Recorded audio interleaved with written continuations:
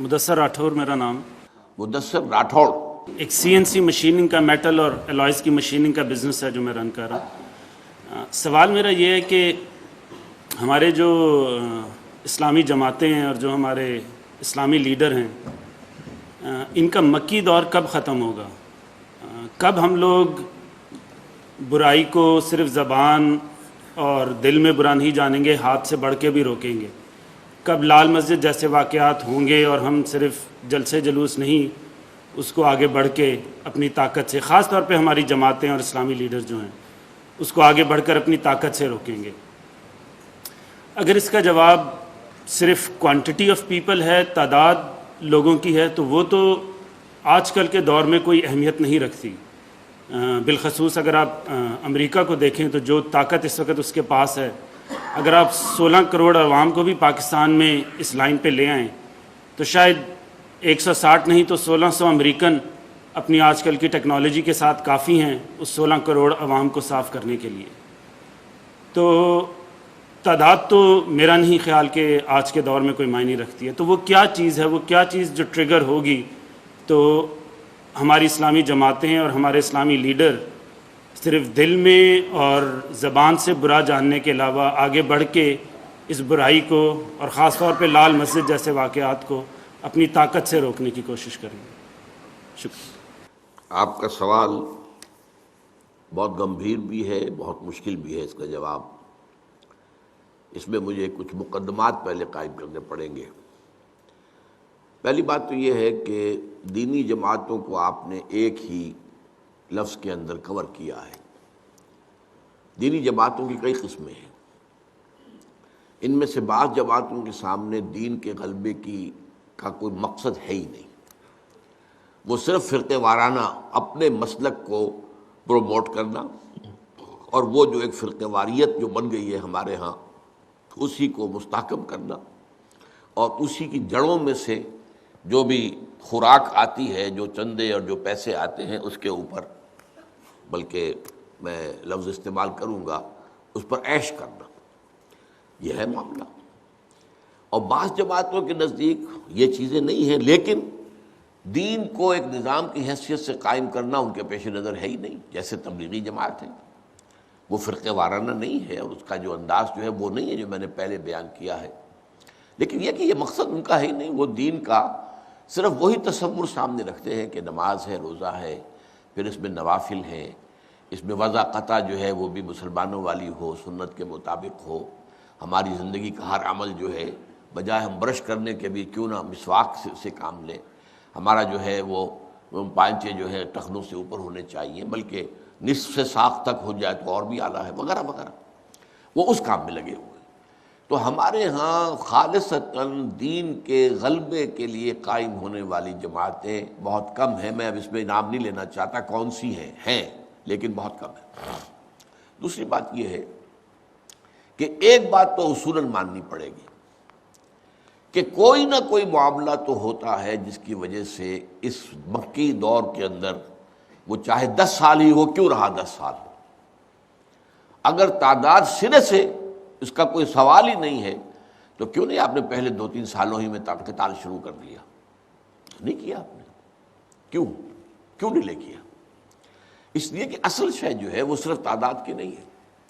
ایک ایسی جماعت تیار کرنا جن میں 5 وصف ہوں. ایمان یقین والا ان کے دلوں کے اندر موجود ہو، صرف زبانی والا نہیں، اقرار باللسان والا نہیں، وہ ایمان نہیں جو صرف اسلام کے لیے کافی ہے، بلکہ یقین والا ایمان. شریعت جس پر بھی عمل ہو سکتا ہے لازماً کر رہے ہوں، جو بالکل نہیں ہو سکتا وہ اور بات ہے، لیکن چاہے کتنا ہی مشکل ہے لیکن ہو سکتا ہے. مثلاً میں چور کا ہاتھ تو نہیں کاٹ سکتا جب تک کہ نظام نہیں بدلے گا، یہ تو ممکن ہی نہیں ہے. البتہ میں اپنے گھر میں شرعی پردہ تو نافذ کر سکتا ہوں نا. اس میں مشکل تو ہے. معاشرے میں آپ اجنبی سے ہو جائیں گے، آپ کو ہو سکتا ہے سوشل بائیکاٹ آپ کا ہو جائے. شرعی پردہ کون پسند کرتا ہے آج؟ کون داماد پسند کر سکتا ہے کہ وہ اپنے سسرال جائے تو باہر بیٹھک میں بیٹھے، گھر کے اندر نہ جائے؟ اس کے اندر تو اس کی سالیاں بھی ہیں، اور سالیاں جو ہے اس کی نامحرم ہیں. ساس محرم ہے، بیوی محرم ہے، سالیاں تو محرم نہیں ہے. آج کل کون برداشت کرے گا اس کو؟ نمبر 3، وہ اتنے منظم ہوں کہ ایک امیر کے حکم کے اوپر حرکت کریں، جب کہا جائے تو آگے بڑھیں، جب روکا جائے تو رک جائیں، سب ہوتا ہے۔ نمبر 4، ان کے دلوں کے اندر سے ہر آرزو ختم ہو چکی ہو سوائے اللہ کے دین کے غلبے کے، اللہ کو راضی کرنا، آخرت کا کی جزا جو ہے اور آخرت کی فلاح، اور اللہ کے دین کو غالب۔ اپنی کوئی ذاتی غرض، کوئی ذاتی مقصد، کوئی ذاتی انٹرسٹ، کوئی ذاتی مفاد، چاہے وہ شہرت کے درجے میں ہی ہو، چاہے وہ مشہوری کے درجے میں ہی ہو، چاہے یہ کہ وہ فتوحات کے حوالے سے، یہ تمام چیزیں ان کے اندر سے نکل جائیں، تزکیہ ہو جائے ان کا، منظم ہو سب و طاعت، ایک امیر کے پیچھے وہ یہ کام کریں۔ یہ جماعت بنانا جان جوکھوں کا کام ہے، آسان کام نہیں ہے۔ جذباتی نعرہ لگا کے میدان میں آ جانا اور 150 آدمی قتل کروا دینا، یہ تو بڑا آسان کام ہے، اس میں کوئی زیادہ محنت نہیں لگتی۔ حضور کو 12 برس لگے ہیں ایک ایسی جماعت بنانے میں، 10 برس میں بمشکل 100 آدمی ملا ہے، 10 برس۔ اور داعی کون ہے؟ محمد صلی اللہ علیہ وسلم، جن سے بہتر داعی کوئی ممکن نہیں، جن سے بہتر مبلغ کوئی ممکن نہیں، جن سے بہتر مربی اور مزکی کوئی ممکن نہیں، اور ان کی محنت کا نتیجہ کیا ہے؟ 100 برس ایک ایک کے لیے جھولی پسار کے اللہ سے دعا مانگ رہے ہیں، اے اللہ میری جھولی میں عمرو بن ہشام یا عمر بن خطاب میں سے ایک کو تو ڈال دے۔ یہ دونوں یہاں کی زوردار شخصیتیں ہیں، یہ ان میں سے ایک بھی ایمان لے آئے تو مسلمانوں کو یہ جو فقراء مسلمانوں کے یہ غلام یہ جو آ گئے ہیں، جو بری طریقے سے پس رہے ہیں، تعذیب جو ہے، پرسیکیوشن کی چکیوں میں، شاید کوئی سہارا مل جائے۔ تو یہ کام ہے اصل میں، اس کے بغیر میدان میں آ جانا یہ گویا کہ جو نبوی حکمت عملی ہے اس کے خلاف ہے۔ ہوا کیا ہے؟ لال مسجد کا معاملہ اسی نوعیت سے ہم نے اسے غلط سمجھا، شروع سے غلط سمجھا ہے کہ یہ ایک ملک گیر جماعت آپ بنائیں، ملک گیر جماعت۔ یہ لال مسجد کیا ایک مسجد ہے، اس مسجد کے اندر کچھ خواتین لڑکیاں پڑھ رہی ہیں، وہ مدرسہ ہے ان کا، انہیں آپ نے لاٹھیاں دے دی۔ آپ سوچیے تو صحیح کہ آپ کیا کرنے چلے ہیں۔ لیکن یہ کہ ظاہر بات ہے کہ حکومت کی بدنیتی اس میں شامل تھی، اگر پہلے دن روکنا چاہتے تو آسانی سے روک دیتے، چند دن گیس اور بجلی کاٹ دیتے تو معاملہ ختم ہو جاتا۔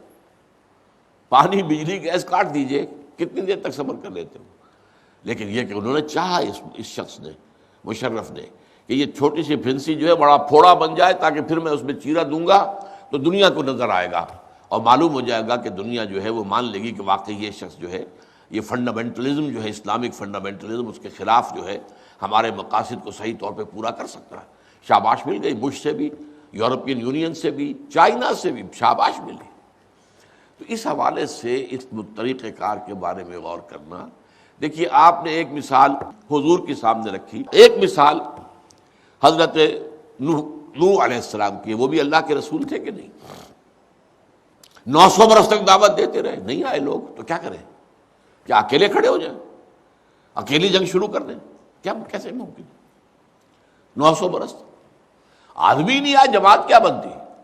آدمی آتے تو تربیت ہوتی، تزکیہ ہوتا، تعلیم ہوتی، تنظیم ہوتی، لیکن رسپانس آپ کو ملا ہی نہیں، تو what can you do؟ حضرت موسیٰ کا معاملہ کیا ہے؟ ان کا معاملہ ہمارے سے مشابہ ہے۔ حضرت موسیٰ ایک مسلمان امت میں بھیجے گئے تھے، چونکہ بنی اسرائیل جو ہیں جو مصر میں آباد تھے وہ مسلمان تھے۔ حضرت ابراہیم کے پوتے حضرت یعقوب جن کا لقب اسرائیل ہے، ان کی نسل تھے نا، ان کے 12 بیٹے تھے، ان کے 12 بیٹوں سے 12 قبیلے تھے، توحید پر وہ قائم تھے۔ باقی ان کے اندر جو ہے وہ خرابیاں اور آ چکی تھیں، جیسے ہمارے اندر بھی آ چکی ہیں۔ ان میں ایجنٹ بھی تھے، جیسے انگریزوں کے ایجنٹ ہمارے یہاں ہوتے تھے، خان بہادر کا خطاب ملا ہوا، کائے کے لیے ملا ہوا ہے؟ یہ کوئی انگریزی حکومت کی کوئی خاص خدمت کرتے ہیں تبھی تو خان بہادر بنے ہوئے نا۔ اور بڑے بڑے جو ان کو خطابات مل کائے کے ملتے، جاگیریں ملی کیوں ملی؟ مسلمانوں میں سے تھے، لیکن ظاہر بات ہے انہوں نے مدد کی انگریز کی، اور ان کی مدد سے جو بڑھتی ہوئے فوجی انہوں نے جا کے خانہ کعبہ پر گولیاں چلائی ہیں، انہوں نے جنرل ایلن بی کو دمشق کا قبضہ دلوایا ہے۔ تو ظاہر آپ اندازہ کیجئے یہ کون تھے؟ مسلمان تھے، ایسے ہی مسلمان تھے وہ ٹھیک ہے، اللہ پر رسول پر جو ان کا ایمان تھا، عمل جو ہے وہ بہت کم لوگ تھے۔ چنانچہ جب وقت آیا ہے قتال کا، 6 لاکھ افراد تورات بتاتی ہے کہ مصر سے نکلے تھے، بنی اسرائیل کے 12 قبیلوں کے بوڑھے بچے عورتیں، یہ گنتی کر کے لکھی ہوئی ہے، بک آف نمبرز، یہ تورات کی ایک کتاب ہے باقاعدہ، اس میں 12 لاکھ۔ اچھا 12 لاکھ میں سے 6 لاکھ میں سے اب آپ اندازہ کیجئے کہ جنگ کرنے کے قابل کم سے کم 1 لاکھ، اور کم کریں 50,000 تو ہوں گے جوان۔ لیکن جب جنگ کا وقت آیا ہے تو صرف 2 آدمی نکلے۔ اب 2 آدمی یہ تھے، حضرت ہارون اور حضرت موسیٰ، یہ تو نبی تھے۔ 2 اور آئے، جن میں سے ایک کا نام یوشع ابن نون ہے جو بعد میں خلیفہ بنے ہیں حضرت موسیٰ کے، ایک خالد بن یفنہ ہے۔ اب حضرت موسیٰ نے عرض کیا اللہ انی لا املک الا نفسی واخی، مجھے تو اپنی جان کا اور اپنے بھائی کی جان کا اختیار حاصل ہے، اور زیادہ کا اختیار تو حاصل نہیں ہے۔ تو اب باقی قوم جو ہے جواب دیے بیٹھی ہے، فَذْهَبْ أَنْتَ وَرَبُّكَ فَقَاتِلَا إِنَّ هَؤُلَاءِ قَاعِدُونَ، جاؤ موسیٰ تم اور تمہارا رب جنگ کرو، ہم تو یہیں بیٹھے ہیں۔ پہلے اس ملک کو خالی کرا دو، یہاں پہ جو بسنے والے ہیں فلسطین میں ان کو یہاں سے نکال باہر کرو، پھر ہم داخل ہوں۔ تو اب یہ معاملہ جو ہے وہیں کا وہیں رک گیا۔ تو اس اعتبار سے جان لیجئے کہ اگرچہ ہم مسلمان ہیں، کلمہ گو ہیں، امت مسلمہ کہلاتے ہیں، ہم میں سے کتنے لوگ ہوں گے جو اس جو 4 یا 5 باتیں آپ کے سامنے رکھی ہیں ان کے اوپر عمل پیرا ہو؟ اگر ان پر عمل پیرا نہیں ہے تو کیسے وہ کہہ سکتے ہیں کہ ہم اسلام کو غالب کرنا چاہتے ہیں؟ بھئی اپنے اوپر تو غالب کرو، پہلے اپنی ذات پر تو غالب کرو، اپنے گھر میں تو غالب کرو۔ ٹھیک ہے سود کا میں بند نہیں کر سکتا کہ آج بینک سارے بند ہو جائیں، لیکن کم سے کم میں تو بچ سکتا ہوں نا کہ نہ وہاں پیسہ رکھ کر سود لوں اور نہ وہاں سے سود پر رقم لے کر اپنا کاروبار بڑھاؤں، یہ تو کر سکتا ہوں۔ کتنے لوگ ہیں جو اس پر چلیں گے؟ اس اعتبار سے یہ کام جو ہے آپ اگر ہمت کریں، محنت کریں ذرا تھوڑی سی، میری 2 کتابیں ہیں، ایک چھوٹی ایک بڑی، رسول انقلاب کا طریق انقلاب کیا ہے، حضور سے ہمیں لینا ہوگا۔ ہم جو ہے وہ اپنے وہ جو ہے فکر کے ڈانڈے جو ہیں ادھر سے ادھر جوڑ دیں، نہیں، حضور کا دیکھیں کیا طریقہ تھا، کس نہج پر تھا، اور اس کے مطابق ہمیں جد و جہد کرنی ہوگی۔ اس پہلو سے جلدی میں آ کر کوئی ایسے قدم اٹھا لینا جس سے سوائے اس کے کہ نقصان کے اور کچھ نہ ہو۔ حضرت امام ابو حنیفہ جو ہے ان کا فتویٰ یہ تھا کہ فاسق و فاجر مسلمان حکمرانوں کے خلاف بھی قتال ہو سکتا ہے، لیکن شرط ایک ہے، اور وہ یہ کہ اتنی طاقت جمع ہو چکی ہو کہ تبدیلی تقریباً یقیناً نظر آئے۔ یہ نہیں کہ تھوڑے سے آدمی لیے اور میدان میں آ گئے اور ظاہر بات ہے کہ وہ جو ہے کرش کر دیے جائیں گے، اس کا کوئی حاصل نہیں۔ اچھا جی، بہت شکریہ، جزاکم اللہ۔ سبحانک اللہم و بحمدک، نشہد ان لا الہ الا انت، نستغفرک و نتوب الیک۔